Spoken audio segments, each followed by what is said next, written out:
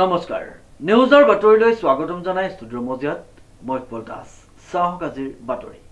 শিৱসাগৰ জিলাত পুনৰ আৰক্ষীয়ে আটক কৰে এটা ড্ৰাগছ সৰবৰাহকাৰীক সোণপুৰত আটক কৰে উক্ত ড্ৰাগছ সৰবৰাহকাৰীটোক নিউজৰ ৰিপৰ্ট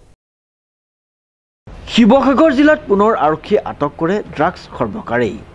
সোণপুৰত ড্ৰাগছসহ এজনক আটক উল্লেখযোগ্য যে শিৱসাগৰ জিলাৰ অন্তৰ্গত সোণপুৰা তিনিআলিৰ পানীদুৱাৰ মুখত 14 নৱেম্বৰ অৰ্থাৎ শিশু দিৱসৰ দিনাই নিৰাপত্তাৰ দায়িত্বত থকা শিৱসাগৰ জিলাৰ অতিৰিক্ত আৰক্ষী অধীক্ষক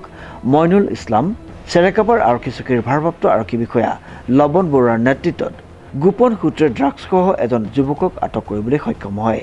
ধৃত ড্ৰাগছ সৰবৰাহকাৰীটোৰ নাম ফাৰহান আলী ড্ৰাগছ সৰবৰাহকাৰী ফাৰহান আলীৰ পৰা 11.63 গ্ৰাম ড্ৰাগছসহ নগদ 10,400 টকা জব্দ কৰিবলৈ সক্ষম হয় আৰক্ষী উল্লেখযোগ্য যে পৰ্যটন নগৰী শিৱসাগৰত দিনক দিনে এনে ধৰণৰ ঘটনা বৃদ্ধি পাবলৈ ধৰাত ৰাইজ চিন্তিত হৈ পৰিছে কমখেদি আমাৰ এটা অভিযান চলোৱা হ'ল অভিযানৰ নেতৃত্ব দিলে চেৰেকাপাৰ আইচি আৰু টিএছআই নেতৃত্ব দিছিলে তেওঁলোকৰ অভিযানত আমি ফাৰহান আলী বুলি ব্যক্তি এজনক আটক কৰিবলৈ সক্ষম হৈছোঁ আৰু তেওঁৰ পজিশ্যনৰ পৰা আমি ড্ৰাগছ ৰিকভাৰ কৰিবলৈ সক্ষম হৈছোঁ আৰু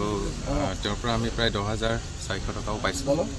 আমি ইতিমধ্যে গম পাইছোঁ তেখেতে ড্ৰাগছটো কেৰিয়াৰ হিচাপে কাম কৰে পেডলাৰ হিচাপে আৰু বিভিন্ন পাৰ্টিৰ লগত তেওঁৰ যোগাযোগ আছে তেওঁ এটা পাৰ্টিৰ পৰা লৈ ড্ৰাগছ আন এটা পাৰ্টিক তেনেকৈ ছাপ্লাই কৰে আৰু এই যিটো ড্ৰাগছৰ যিটো বেহা চলি আছে আমি সম্পূৰ্ণভাৱে উৎখাত কৰিব লাগি আছোঁ আৰু এইটো আমি উৎখাত কৰিমেই শিৱসাগৰৰ পৰা অমিত কুমাৰ শৰ্মাৰ ৰিপৰ্ট নিউজ নাও